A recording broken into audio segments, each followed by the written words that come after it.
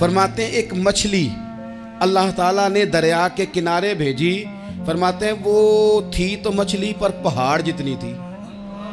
بخاری میں لفظ ہیں, حضرت جابر ابن عبداللہ رضی اللہ تعالیٰ عنہ فرماتے ہیں 300 آدمی 18 دن تک اس مچھلی کو کھاتے رہے, مچھلی ختم ہی نہیں ہوئی.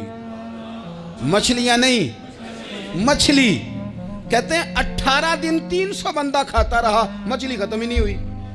اور فرماتے ہیں کہ اس کی ہڈی نکال کے, کانٹا کہیں گے آپ اپنی زبان میں, کہتے ہیں وہ نکال کے نا تو اس کو کھڑا کیا نا جب, تو اونٹ کجاوے سمیت اس کے بیچ سے گزر جاتا تھا. 2 اس کے کانٹے جوڑے. فرماتے ہیں وہ اس کا گوشت ہم کھاتے تھے اور اس کی چربی بطور تیل کے ہم جسموں پہ ملتے تھے. بیماروں کو اس سے سکون آتا تھا, تندرستی شفا ہوتی تھی. فرماتے ہیں ہم کھایا بھی ہم نے, اور کچھ لے کے ہم مدینے بھی گئے, اور قربان جائیں نبی پاک نے بھی اس میں سے کھایا. ہم نے عرض کی حضور یہ معمہ کیا ہے, یہ ماجرا کیا ہے؟ تو محبوب نے فرمایا تمہارے پاس غذا نہیں تھی, رب نے تمہارے لیے بندوبست کیا ہے, اللہ نے تمہیں دیا ہے. مکان شروع کر لیا, ایک صاحب نے وہ مکان بنانے لگے. آپ وہ حساب لگا رہے ہیں, کہتے ہیں میرے پاس اتنے پیسے ہیں, اتنے میں نے فلانے دوست سے کہنا ہے اس نے دے دینے, اتنے فلانے رشتہ دار سے کہنا ہے اس نے دے دینے, اتنے فلانے سے کہنا ہے اس نے دے دینے. یہ ساری کاپی بنا کے مکان شروع کر لیا. جو روز کہتا تھا نا کوئی حکم ہو جاتے 10 ہی, سب سے پہلے اس کو کہا میاں پیسے چاہیے دین. وہ کہندا ہو کل ہی منڈا ٹوریا ہے, کہتے تو پرسوں 10 داتے لب جانے سن. میں آپ کو اپنے تجربے کی بات بتا رہا ہوں. جن لوگوں کا خیال ہوتا ہے نا کہ آپ سٹارٹ کریں فلانا کام, ہم آپ کے ساتھ ہیں, اللہ کا ہی کوئی نظام ہے, وہ بالکل بھی نہیں ساتھ ہوتے. لیکن ایسا نہیں ہے کہ کوئی ساتھ نہیں ہوتا. اللہ تعالیٰ بڑے اسباب پیدا کرتا ہے, وہاں سے دیتا ہے جہاں سے گمان بھی. ہمارا یہ ذہن بن جاتا ہے ہم ساری اپنے حساب سے چلتے ہیں, اتنے رشتہ داروں سے اتنے, کون آپ کے ساتھ چلے گا, سوال ہی نہیں پیدا ہوتا. یہ سارے کام چھوڑ کے سب سے پہلے 2 رکعتیں پڑھو, اپنے رب کی بارگاہ میں, رسول کائنات کی بارگاہ میں گزارشات اور استغاثے پیش کرو, وہاں سے خیر طلب کرو. دنیا دار کیا دیں گے, کیا دے سکتے ہیں, کیا حیثیت ہوتی ہے کسی. اللہ کہتا ہے وہاں سے دوں گا. تو جو اللہ مال دے وہ لینا چاہیے کہ رشتہ داروں کا مال دیکھنا چاہیے؟ جو اللہ دے وہ لینا چاہیے کہ سیٹھوں نوابوں کی جیبیں دیکھنی چاہیے؟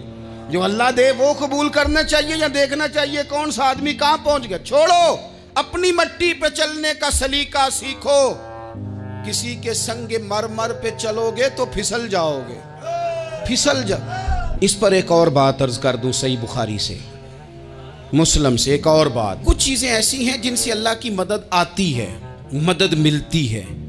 ایک چیز ان میں سے ایسی ہے جس سے بہت مدد نازل ہوتی, وہ ہے کہ جب رب آپ کو دے نا تو پھر آپ بھی اس کے رستے میں دیں, پھر مدد آتی ہے, پھر اور آتا ہے. بخاری مسلم میں حدیث ہے, یہ زیادہ ہی توجہ طلب امر ہے, اس پر آپ غور کریں گے. حضرت ابو ہریرہ فرماتے ہیں کہ نبی پاک علیہ السلام نے فرمایا ایک شخص نے بادلوں کے اندر سے آواز سنی کہ فلاں آدمی کا کھیت اور باغ خشک ہو گیا ہے, وہاں برسو اور اس کے کھیت کو سیراب کرو. وہ بڑا حیران ہوا کہ بادل سے آواز آ رہی. پھر اس نے دیکھا کہ ایک پہاڑی پر بارش ہوئی, وہ بادل وہاں برسا, پھر نالیوں سے ہوتا ہوا پانی ایک طرف چلا. تو جس نے آواز سنی تھی, حضور بیان کر رہے ہیں, وہ بھی پیچھے پیچھے چلا کہ پانی کدھر جا رہا ہے. اس نے جا کے دیکھا کہ ایک مقام پہ ایک باغ کو وہ پانی لگ رہا ہے اور ایک آدمی وہ پانی لگا رہا ہے. اس نے اس سے پوچھا تیرا نام کیا ہے؟ اس نے کہا کیوں؟ کہنے لگا بتا نا. اس نے نام بتایا تو کہنے لگا یہی تو وہ نام ہے جو میں نے بادلوں کے اندر سے سنا ہے کہ فلاں کے کھیت کو پانی دے دو. اس نے کہا یار تو کیا عمل کرتا ہے کہ اسپیشل تیرے لیے بارش برسے. یہ بخاری پڑھ رہا ہوں, سیاستہ سے حدیث عرض کر رہا ہوں. اس سے پوچھا تو کیا کام کرتا ہے کہ جناب اللہ تبارک و تعالیٰ کا حکم کرم آیا کہ خاص تیرے لیے پانی برسے اور تیرے کھیت کو سیراب کرے. تو اس نے کہا چھوٹا ذمہ دار ہوں, پر جب فصل اگتی ہے تو 3 حصے کرتا ہوں. ایک حصہ اپنے بال بچوں پہ, بہن بھائیوں پہ خرچ کرتا ہوں, ایک حصہ پورا, اور ایک حصہ دوبارہ کاشتکاری پہ لگاتا ہوں, اور تیسرا حصہ خالص میں نے مسکینوں, یتیموں اور غریبوں کے لیے رکھا ہوا ہے.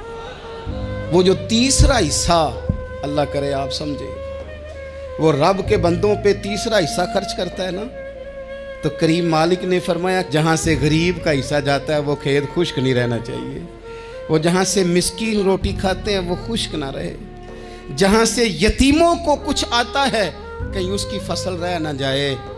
میں اور آپ بھی اگر اپنے مال میں مسکینوں، یتیموں، غریبوں کے حصے رکھ لیں گے تو فصلیں خشک نہیں رہیں گی، ان کے اندر تازگی آئے گی، نور آئے گا، کرم آئے گا، خاص کر خدا کی رحمت برسے گی۔ مدد اللہ سے چاہیں، اپنی توجہات کا مرکز رب رسول کی ذات کو بنائیں، پھر آپ محسوس کریں گے کہ بڑی جلدی اللہ تعالیٰ کی مدد آنے لگی ہے۔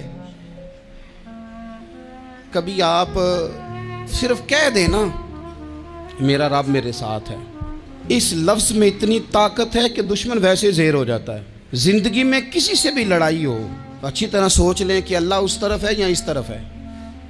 اگر آپ زیادتی پہ ہیں تو پھر رب مظلوم کی جانب ہے۔